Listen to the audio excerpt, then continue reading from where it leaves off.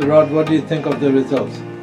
Fantastic. I'm actually very pleased, very happy with the results. I trusted the team, and you can see for yourselves, there they are.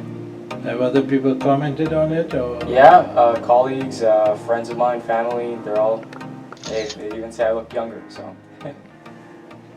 2.5 years later, following a 2000 graft FUE to the crown. So Rod, what do you think of the results? Fantastic. I'm actually very pleased, very happy with the results.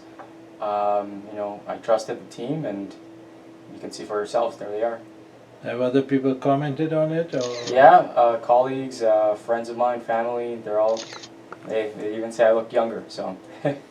Fantastic. Yeah. So the staff and the doctor? Staff's fantastic, friendly, very accommodating, always there, always asking how I'm doing, how my pain threshold was.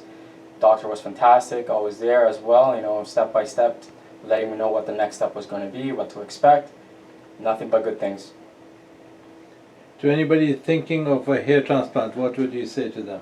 Definitely do it. With this team, very good team, they'll take care of you. Everyone here is very professional, friendly, accommodating.